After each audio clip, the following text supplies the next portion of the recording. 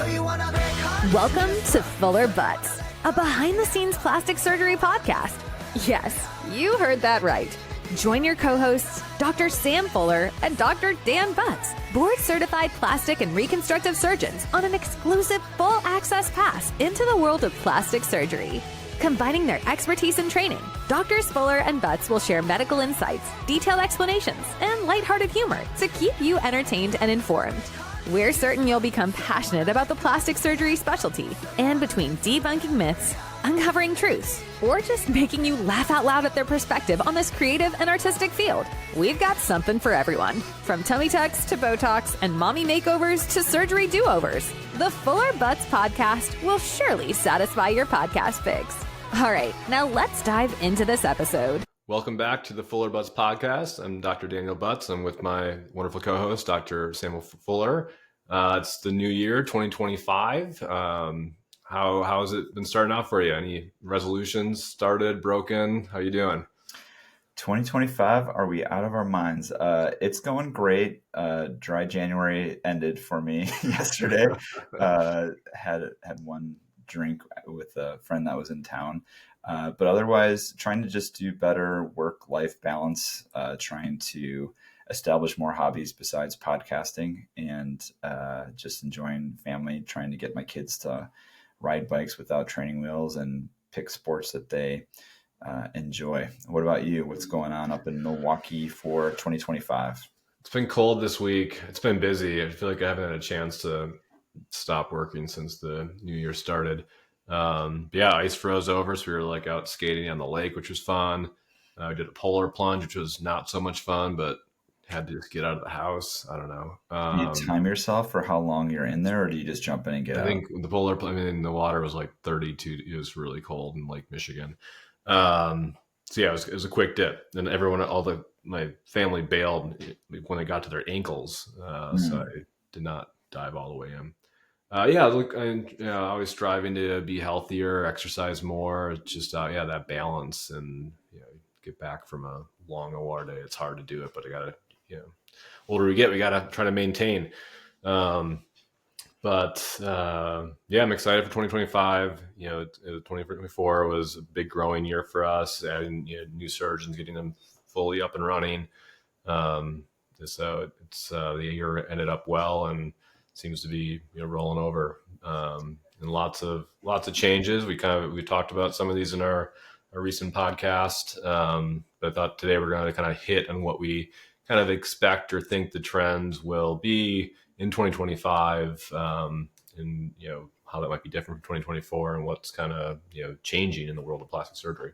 Plastic surgery predictions for 2025, and hopefully during season 3 of the Fuller Butz Podcast, a year from now, we can reflect back and see if our predictions were true or false, or if we were on target. So why don't you start us off with your first bold prediction for 2025, and it has to do with fat transfer, fat grafting, liposuction. What's going to happen in 2025, Dr. Butz?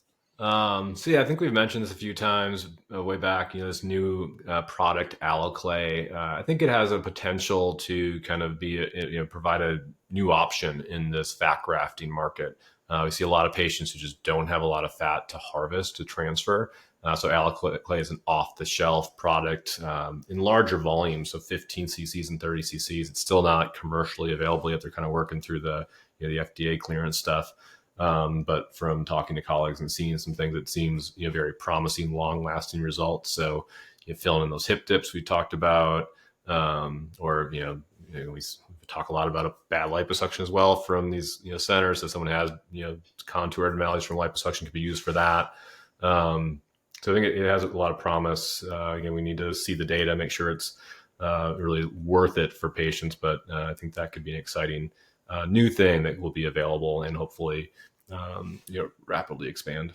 Yeah, perfect case scenario, if you have a patient who doesn't have a lot of fat, but they have a hip dip and they don't want to spend money year after year injecting a filler or dealing with their hip dip, to have something that's potentially off the shelf, similar to fat, that they want to use that has the potential to last a lot longer. That's very intriguing, and I'm sure there's going to be high demand, not just for hip dips, but throughout the body. Yeah, and again, also no downtime, right? We're not doing liposuction. We don't need anesthesia. It's just a little numbing and quick in office thing. So it could be a pretty sweet tool to add to our toolbox. Bold Um, prediction there, Dr. it's Butz. bold. It is bold. It could not ever come out either. So, um, what's on your top of your list? Well, we talked about New Year's resolutions and having motivation. I'm going to talk about the Motiva implant. So, bold prediction is that everyone listening is going to see an advertisement, some marketing for the brand new to the United States, although not a brand new company or implant, the Motiva implant, which some of my staff members say that it seems like it's more of a GI medication, like sounding, rather than a breast implant. But I kind of like the sound of it. Motiva is marketing itself as the very lowest, safest, and highest satisfaction rate implant to come out in some time. That was FDA approved end of 2024 and is making its headway. I think about it a lot like a new restaurant, a new coffee shop coming to town. So it kind of opens up and you got this line out the door. And then as the dust settles, is it here to stay? Is it going to be as popular? Is it going to overtake some of the lasting giants and the pillars of the community in plastic surgery? And so up until now, we've had Sientra, we've had Allergan and Natrel, we've had Mentor, and now Motiva is using their ergonomics technology for the gel itself, their 4-micron smooth silk shell that is supposed to reduce inflammation. It's Blue Seal safety technology to reduce quality control issues, and its monoblock technology to really link the internal implant with the external shell to really make it one cohesive implantable device into the breast. So this is something that Dan and I have both are registered plastic surgeons who provide this to our patients, and I'm predicting that Motiva is going to make a splash in 2025, just as this new kid on the street when it comes to breast implants. Dan, what are your thoughts on that? Bold. Yeah, I think it's a great implant. It's always good to have competition. I'm sure it's going to make some waves for sure. So yeah, definitely I've been using it a few times. Patients have been happy. Expect to be using more of that, but still very happy and like the implants I traditionally use as well. So, but good to have options for patients. But certainly they're doing a great job marketing, and everyone will probably see that implant at some point in time. Let's talk about 2025 predictions when it comes to prevention. Dr. Butz, what do you got? Yeah. So, if you look at the data, there's the younger and younger patients are getting into Botox and kind of preventative Botox. And patients in their 20s often don't even have wrinkles, but often looking at their parents saying, "Oh, I don't want those 11s. I don't want those forehead lines. How can I prevent that?" So, getting preventative Botox, using medical grade skincare to help in good sunscreen, prevent sun damage, prevent those fine lines. It really does work. It takes an investment, takes time, but you either start it and do it early, or you're 50 and you're getting a really extensive facelift or being resurfacing. So there's a lot of great options. I know we talked to some medical spa providers here about these different services that can be done, and I think that's going to continue to kind of take off as younger generations are seeing the long-lasting benefits.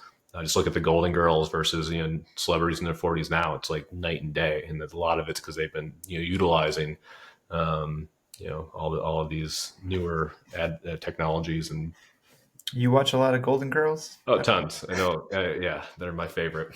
So the word that I was thinking of before was taboo. So I think that is what you were predicting, is that I think we're going to see 2025 less of a taboo around tox fillers, medical grade skincare.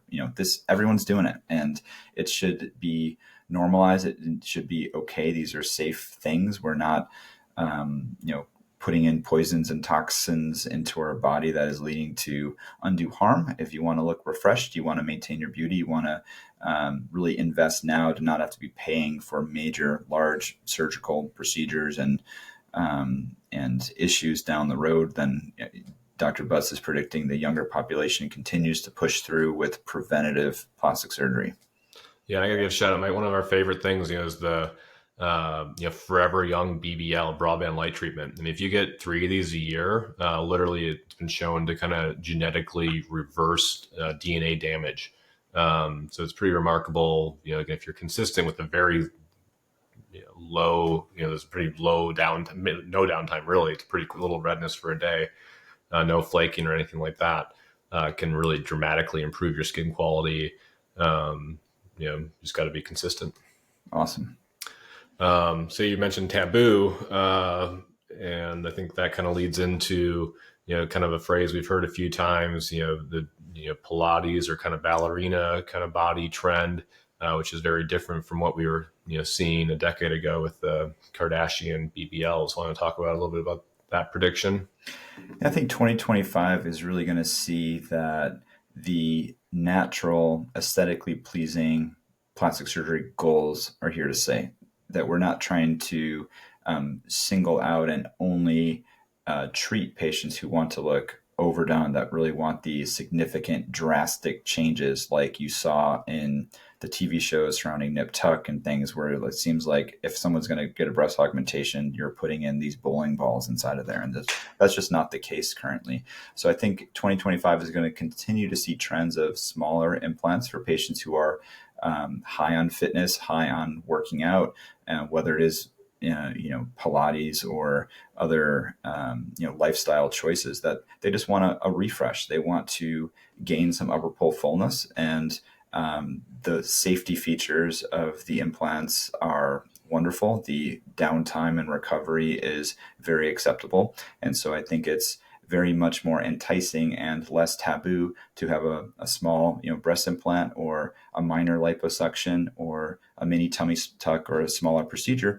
to really get rid of whether it's laxity from pregnancy or a cliff or a ledge from adhesions from a C-section, or simply just having some, spots that you want to optimize. Plastic surgery is more mainstream, and I think we're going to see patients asking for realistic touch-ups, augmentations, as opposed to the big, huge, transformations that, some listeners, some viewers think is the only candidate for plastic surgery. What are your thoughts on that, Dan? Yeah, I think this has been a trend that's been evolving for a while. I probably have more patients come in saying they're worried it's going to look fake and they want it to look really natural than the alternative. But I think in the newer technology, we're talking about Motiva, these newer gel types can really provide really natural results, but give you some, allow, whether, even, small B cup bras to fit nice and perky, full, kind of still give you some of that shape you're looking for. Again, especially in very fitness focused patients, Pilates, whatever it might be. Again, with these newer implants, subfascial is even an option. So you're not disrupting the muscle. That muscle preservation technique is really, that's been a very dramatic shift. We've seen in some of our colleagues almost, switching 100% to that. So I think I haven't gone that severe with my, subfascial versus dual plane, but it's definitely an option for more patients because of the newer technology that's out there. Not just Motiva, but even the, soft touch.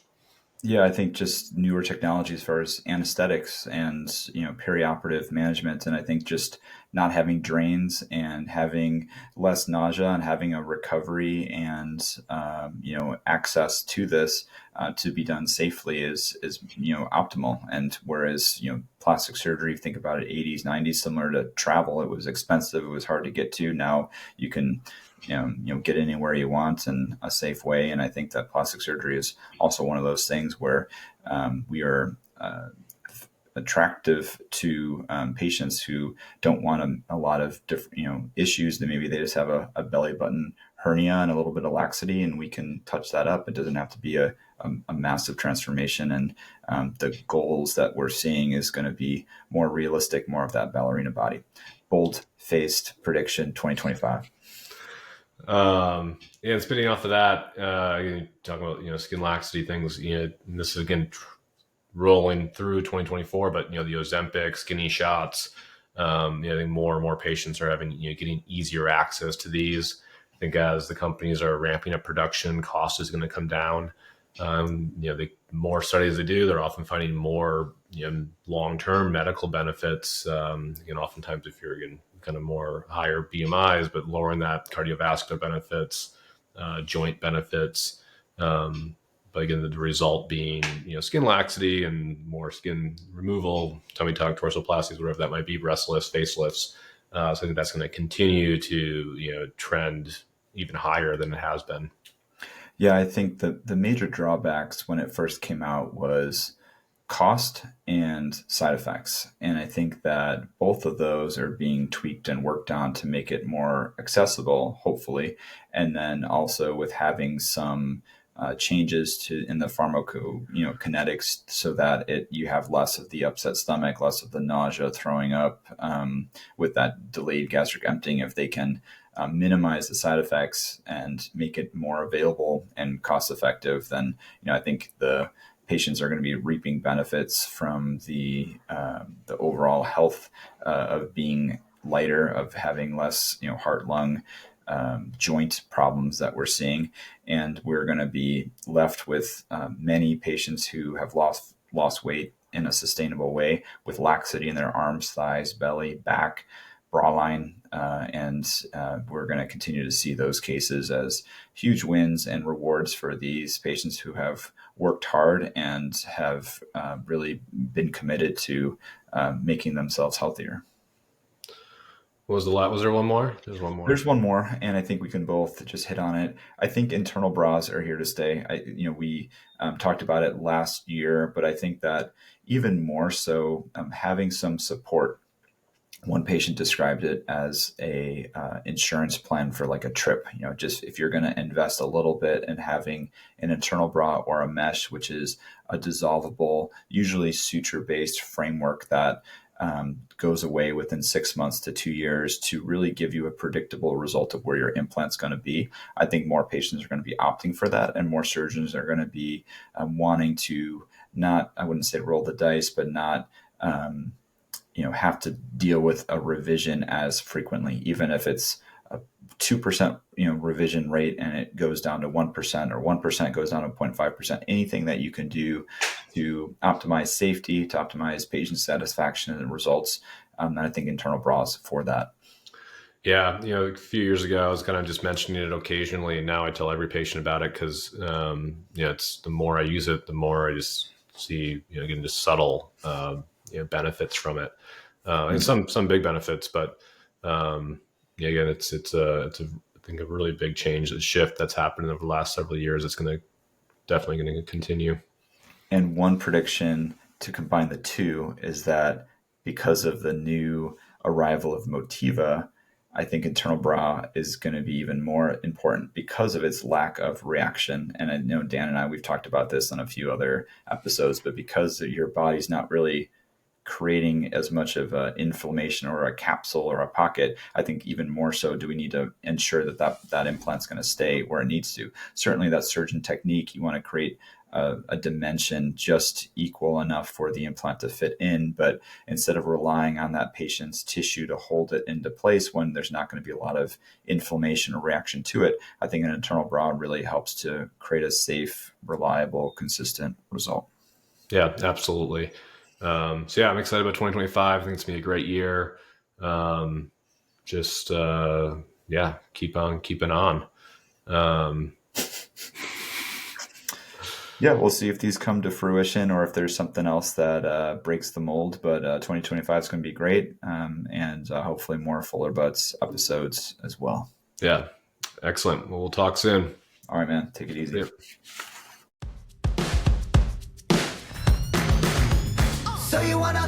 Thanks so much for tuning into this week's episode of Fuller Butz, a behind-the-scenes plastic surgery podcast. Doctors Fuller and Butz are so appreciative of your time and attention. We invite you to subscribe, share, and continue to enjoy our plastic surgery perspective. Feel free to reach out on Instagram at either @FullerSurgeryMD or @DanielButzMD. That's Butz with a Z for comments, suggestions, and support. Remember, be artsy, stay scientific, and make life fun. We hope you'll join us again on the next episode of Fuller Butz.